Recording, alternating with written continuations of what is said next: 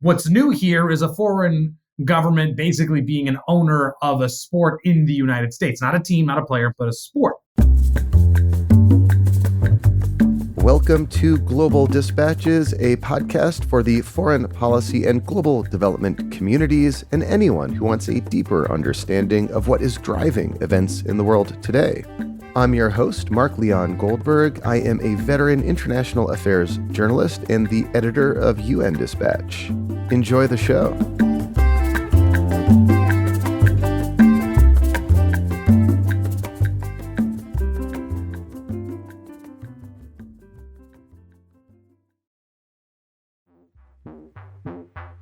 On June 7th, the Professional Golf Association, the PGA, announced a merger with a Saudi-backed rival league known as LIV Golf. Saudi Arabia's public investment fund, which is controlled by Crown Prince Mohammad bin Salman, backed the deal. The chairman of Saudi Arabia's public investment fund will serve as the chairman of this yet-to-be-named golf league. In other words, Saudi Arabia just bought the sport of professional golf. This move comes on the heels of other Saudi forays into professional sports, including the purchase of the Newcastle United Premier League team in 2021. Given Saudi Arabia's tarnished human rights record, the decision to purchase professional golf is a clear example of an attempt to rehabilitate its public image through sports, otherwise known as sportswashing. Joining me to discuss this Saudi public diplomacy gambit is Alex Ward, national security reporter for Politico. We kick off discussing the lessons learned from Saudi Arabia's purchase of Newcastle United, and then have a conversation about the PGA merger in the context of Saudi Arabia's politics and foreign policy. And a couple plugs before we start. Alex Ward anchors Politico's excellent daily newsletter, National Security Daily. And if newsletters are your thing, of course you should subscribe to Global Dispatches. You can do so by going to globaldispatches.substack.com. It's all free. Now here is my conversation with Alex Ward of Politico.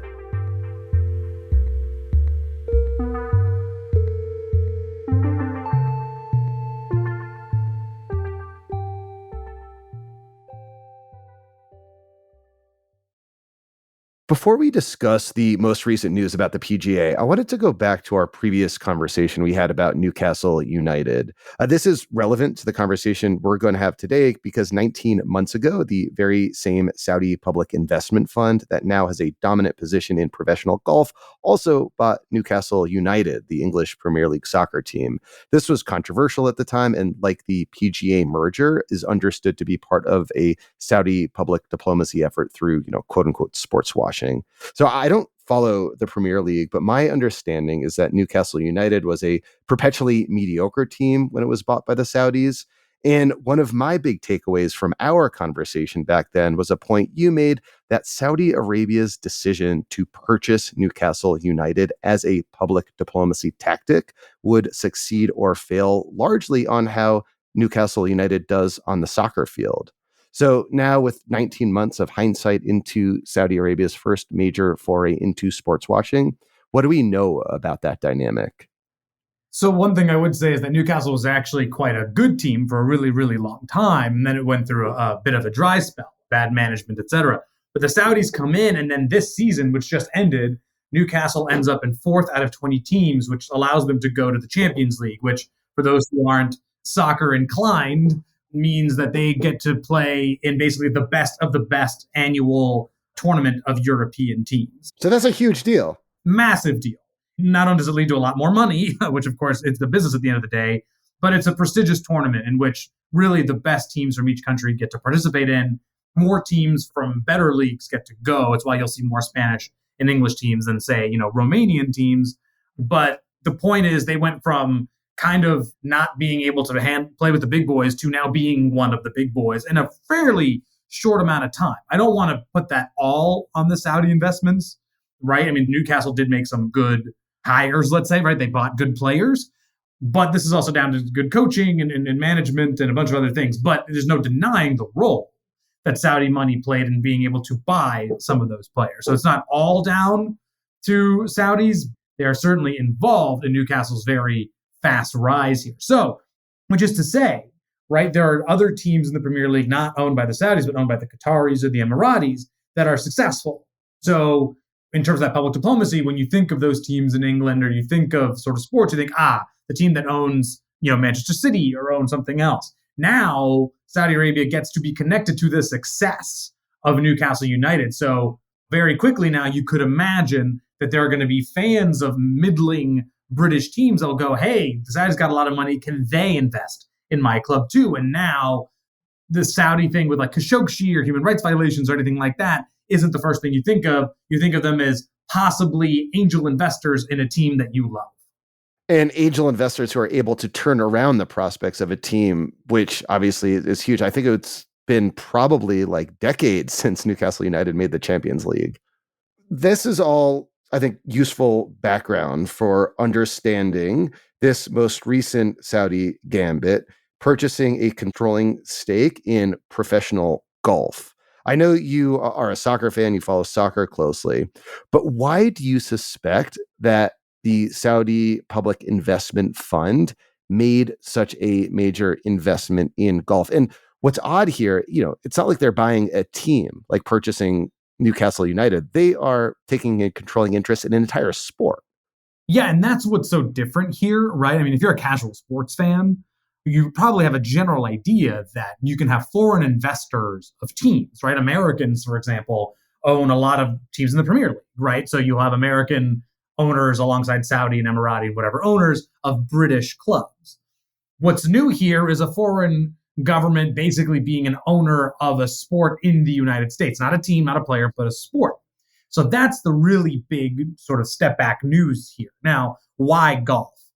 Well, one, my guess is it's probably the lowest barrier to entry, right? Golf is somewhat ripe for the picking. If you're the Saudis, you probably, in your heart of hearts, wish you could compete or be controlling owners in the NFL or Major League Baseball or something like that. But that requires just a lot of infrastructure, not least stadiums, right? With golf, you can just make deals with golf courses, right, that are already existing and they don't necessarily belong to a team. And so there's an infrastructure in place and an ease in which to move into the sport. Plus, you'd already created a league, the LIV Golf League, which was doing fairly well in competing with the PGA, and the two entities went at each other's throats in court, with the PGA basically saying, you couldn't take our players here, we have contracts, and LIV Golf going after the PGA on antitrust charges, saying, look, they can't be the only entity in American golf. And so the fact that they are merging now is probably a bit of a cave on the PGA's part. And I don't have inside information here, but my guess is you're the PGA and you're looking to go to court over this, or you are going to court over this, the deep pockets that the Saudis have. They could probably completely run you dry through a long court process. And so in this case, better to join them because you can't beat them. I don't think golf was probably their first choice, but it is a very good way in. Plus, lest we forget who owns a lot of golf courses, former President Donald Trump, who was a big booster, or was a big booster and remains, of LIV Golf. And you could imagine will continue to do business with Trump family properties as part of this deal. And so there's a political connection here, too, that we can't ignore. Golf does have this reputation, I think actually unfairly so, as an elite sport. Does that have anything to do with it, that this is maybe the Saudis' attempt to ingratiate themselves with like the, cigar chomping, backroom dealing kind of U.S. elite? I don't think we can discount that possibility. Who plays golf, as you mentioned? Politicians, captains of industry, etc., right? And it's usually sort of a sport for the powerful to make deals on the golf course. And so if you make a connection between business deals, Saudi, political power, then yeah, that's really helpful for them. Again, I do think if the Saudis had their druthers, they would do a sport that mattered to everybody. So like a baseball or an NFL type thing. But this is pretty good too, right? You do have regular Gen Pop interested in golf, but at the end of the day, it is a sport that a lot of important people that will be of interest to Riyadh like to play.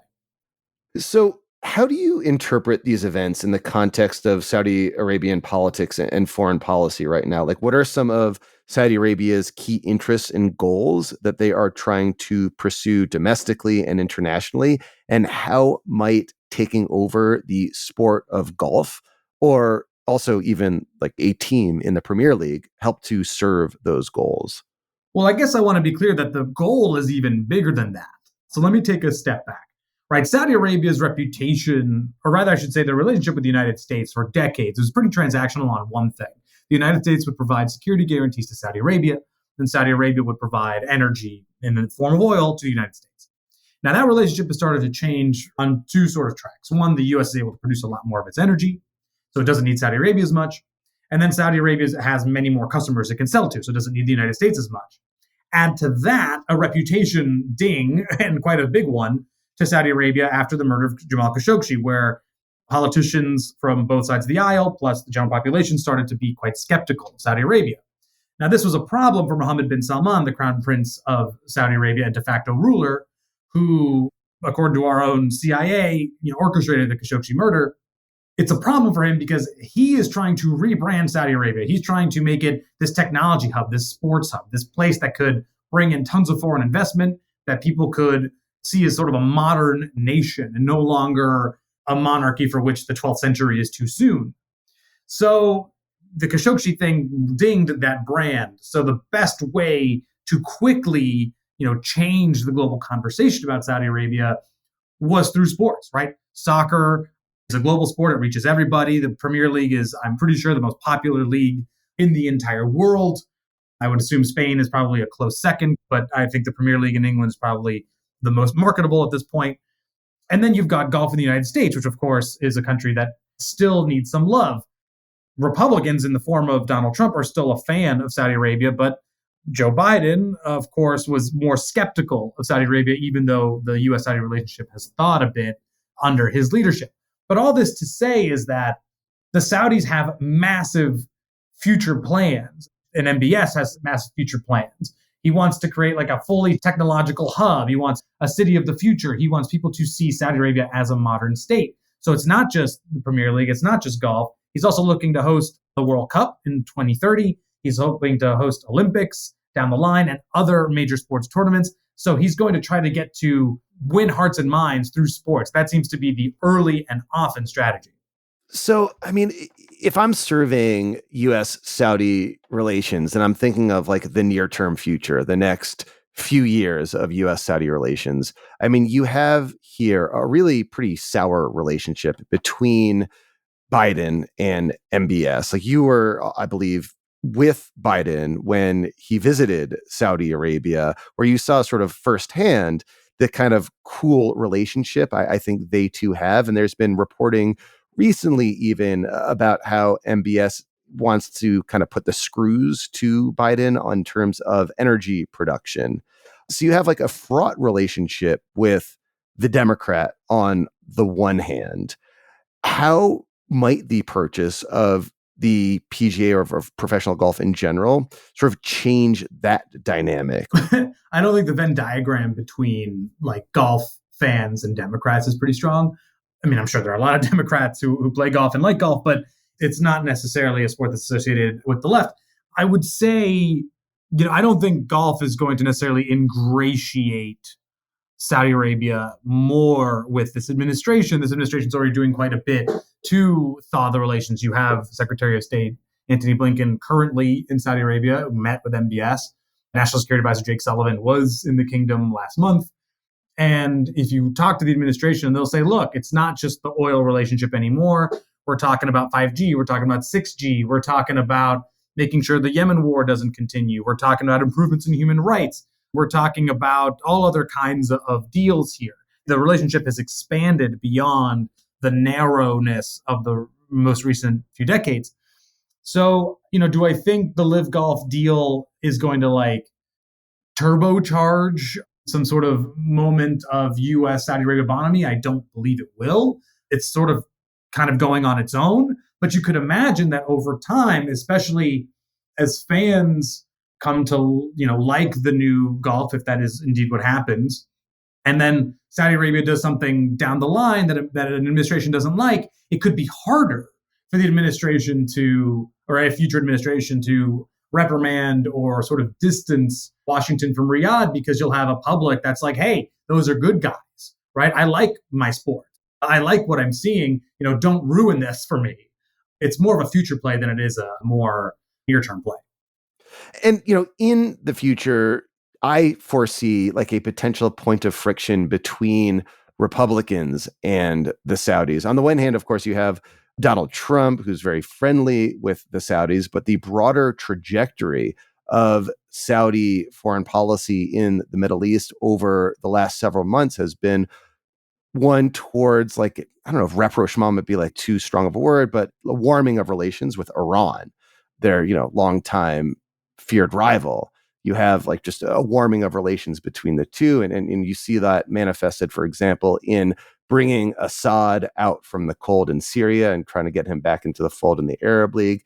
And of course, you have a number of members of like the Republican foreign policy establishment who are just like hardcore anti-Iran. So you do see potential in the future, like a point of friction. And I do wonder if efforts at public diplomacy like this are intended down the road to help soften those divides in a way. It's completely possible, though I think, in that specific case, like the Iran rapprochement, if you will, it is true that Republicans and a lot of Democrats are not fans of Iran, and there's good reason for that. But what they probably want less, or what they probably dislike more, it's better said, is that there be sort of a conflict between Saudi Arabia and Iran. And so if the two get along to a certain extent, that minimizes the American role in the region, which seems to be a priority for both parties. But you're right. I mean, I think it's sort of important for Saudi to have greater investment in the United States because it keeps the U.S. tethered to the United States. And I think this is something that we need to think about a bit more, because let's recall that after the Khashoggi murder, Trump got blasted for basically saying, why would I sever ties with the Saudis? They're pouring billions of dollars into the United States. Now, he got absolutely hammered for that, but it was, in somewhat fairness to him, a pretty cold distillation of what the policy really is towards Saudi Arabia, which is, as long as it gives us what we want, we're going to kind of keep a blind eye to what it does. So in this case, you could imagine the Saudis owning a golf league by investing more in the United States. It makes it just harder for any future administration to pull away from the relationship. And it gives the Saudis more leverage to dictate the way that relationship goes. Turning back to soccer, I know recently there was this potential that Lionel Messi, like the world's biggest soccer star, might play in a Saudi league, but it turns out he signed with the US league in Miami. How do you interpret that? I'm still kind of surprised by this, but I'm an FC Barcelona fan. It's the team Messi started to play for and is most associated with. So I love the man, right? He's the most important soccer player of my life and in many people's lives. But we need to note that he is a tourism ambassador for Saudi Arabia. So that is a deal that he had made, and it's expected that he's going to be one person who's going to try to help bring the World Cup to Saudi Arabia, I believe, in 2030. So it seemed only logical that he would go to the Saudi Pro League, considering just the enormous amount of money that they'd be willing to spend on him. I mean, Karim Benzema, who's another player, just went over there to the tune of $430 million over 2 years. That's not just money, that's money. I think that's about what they spent on Newcastle United. Something along those lines. So, I mean, Messi was going to get something like that, if not more.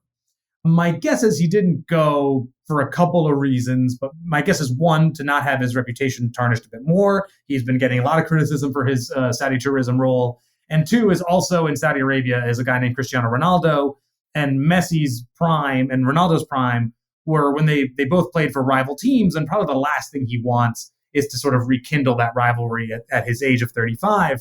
So then his options were to go back to FC Barcelona or to MLS, and Barcelona's in the financial dire straits at this point, so that wasn't going to work out, which left him Major League Soccer and then Inter Miami, co-owned by David Beckham. We should note that while Messi's leaving a bunch of money on the table by not going to Saudi Arabia, he's getting an unprecedented deal by coming to the U.S. Not only will they lift salary caps for him only, he's also going to get a cut of any new subscriber or something along these lines to Apple TV Plus because they own the rights to show all Major League Soccer or MLS games.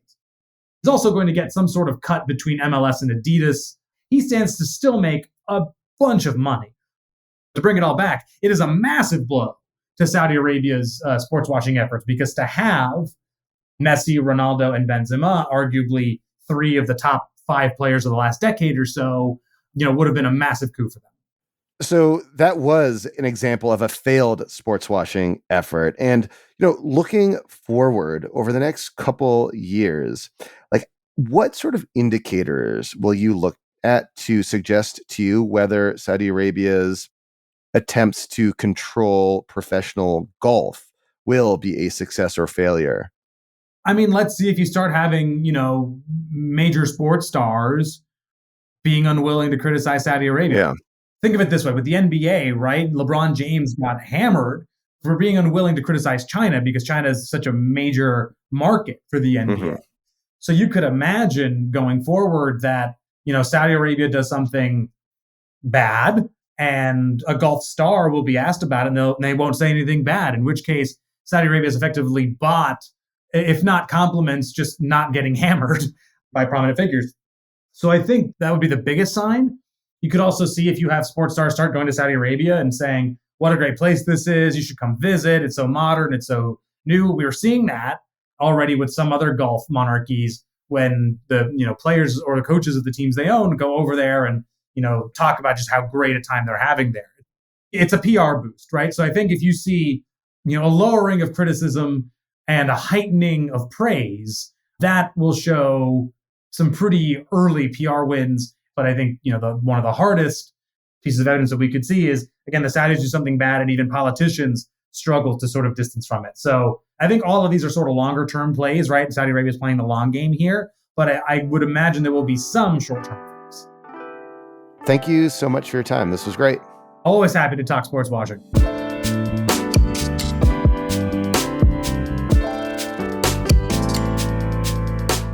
Thank you for listening to Global Dispatches. Our show is produced by me, Mark Leon Goldberg, and edited and mixed by Levi Sharp.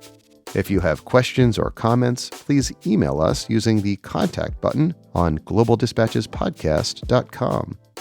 Before you go, do take a moment to show your support for the show by becoming a premium subscriber. If you're listening on Apple Podcasts, you can do so with a couple taps of your thumb. If you're listening elsewhere, you can go to patreon.com/globaldispatches. We rely on support from listeners to continue to do what we do far into the future, and by becoming a premium subscriber, you will unlock access to our entire archive of hundreds and hundreds of episodes. Please rate or review the show on Apple Podcasts.